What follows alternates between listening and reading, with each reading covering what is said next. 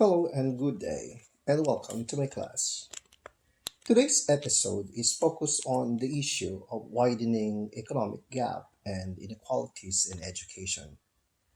Together, let us take a look at global condition that separates the rich and the poor, and let us analyze how this separation creates inequalities in education, affecting the lives and educational opportunities of vulnerable children, not only in the Philippines but all over the world. For your guidance, our discussion will revolve around how coronavirus reveals deep fissure in many countries all over the world, the economic dignity and the different forces that contribute to the widening gap between the haves and the have-nots.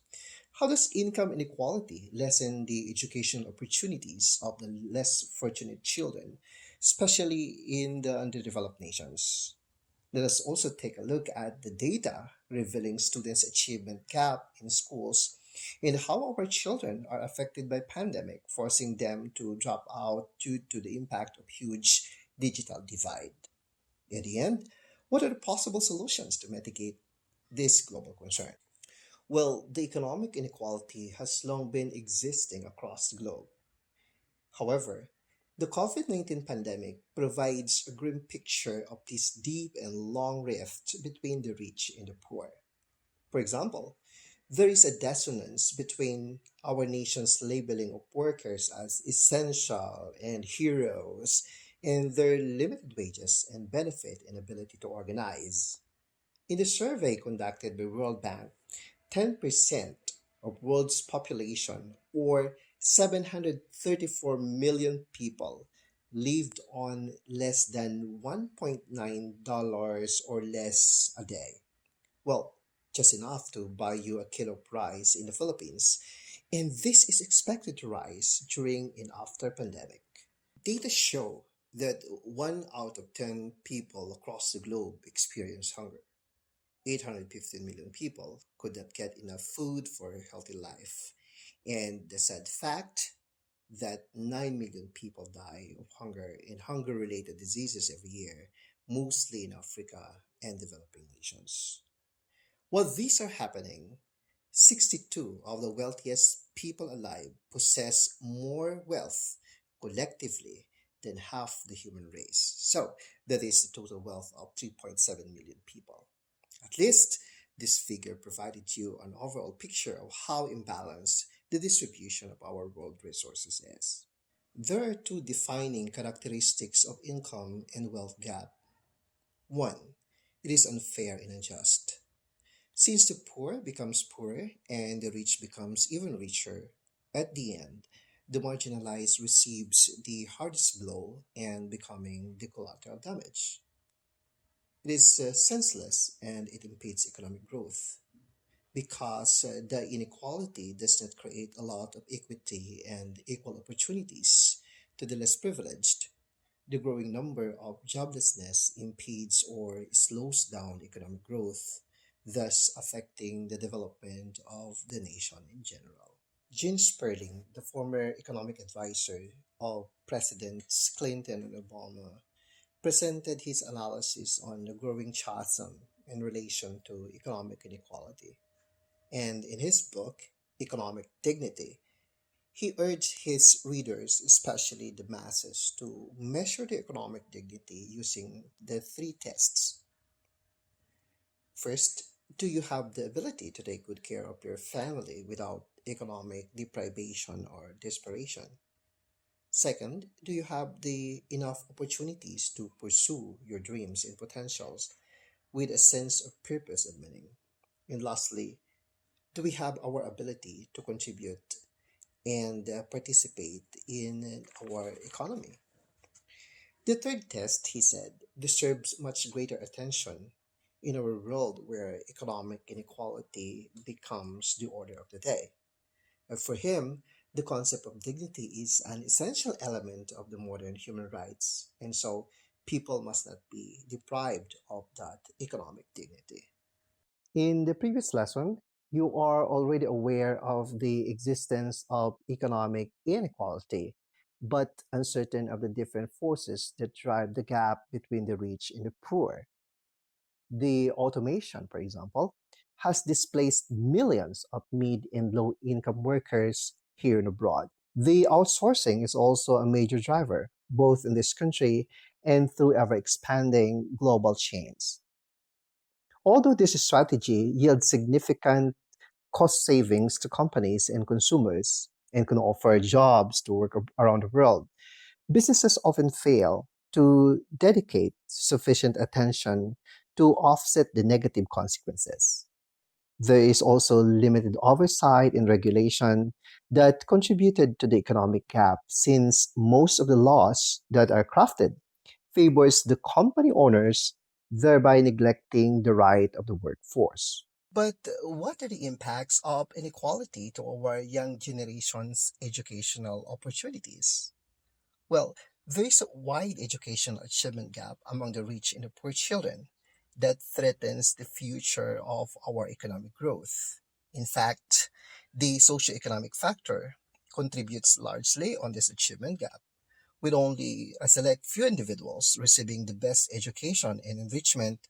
We are failing to develop the economic potentials of our future workforce. And on top of these, affluent parents are spending more on their kids to ensure educational success during economic uncertainties, thus lessening the leverage of the children coming from the low income families. And this is substantiated by the statement of Stavros Yanukas during World Innovation Summit in Qatar in 2020.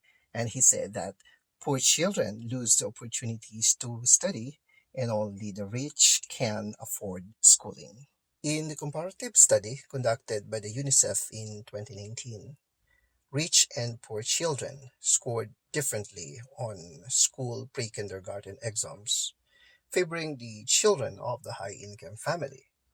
And there is 10% gap in the achievement between the poor and the rich students. This data is attributed to the readiness of the affluent children, considering they have a lot of educational materials at home. But the sad reality remains that 50% belonging to low and middle income countries cannot read and understand a basic text at the age of 10, posing a great problem in many public school systems. Dr. Putnam of Harvard University proved that family income and wealth have became increasingly correlated with the positive engagement of the children inside and outside the classroom. I know that all of us will agree that COVID-19 pandemic will certainly exacerbate inequality. Many people lose their jobs, there will be increased migration, etc.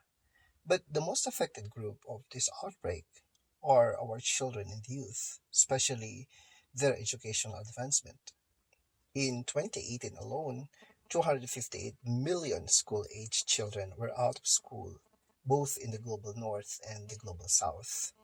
The ongoing crisis forced 1.2 billion children to find themselves out of school, at least physically, since 146 countries closed their respective schools. In the words of Vishal Talwija, he claimed that the poor children are more vulnerable during this challenging time.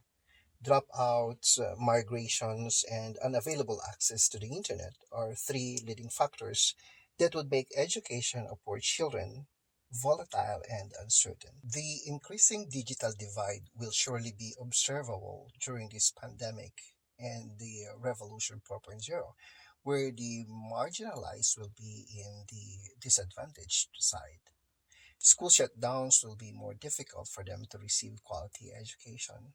And the challenge attempting to virtually educate students will serve futile since significant portion of them have no computers, no laptops, no mobile devices, and no internet. That's why Dr. Shepard of Kansas Public School System argued that internet is no longer a public utility. Internet is no longer a public utility, but it's a part of the right. So, digital divide is only a manifestation of the worst cause, and that is economic inequality. And there are ways to fix it. Well, the sooner, the better. The challenge to many countries is how do we bridge the gap on economics and education? The stakeholders need to be less worried about how disruptive new technologies are, but to be more proactive in understanding and harnessing them for the public use. We must not only focus on the current needs of the students, but also to make sure that our systems are ready and will work to take students into the future. In terms of economic growth, governments and schools must provide equitable and equal educational opportunities across the income spectrum. The educators must take the lead of creating and implementing programs that will effectively engage poor students. These programs must be inclusive and comprehensive to reach out all students. And we must also invest on parents' educational development to help them become children's first and best teacher. On the part of our lawmakers, they must create laws providing decent wage to all workers. It is about time to revisit, revise, recalibrate our curricula to break the rising disconnect between the world of learning and the world of work. Above all, our educational and economic decisions must be based on research based knowledge of practices that work. That ends our discussion.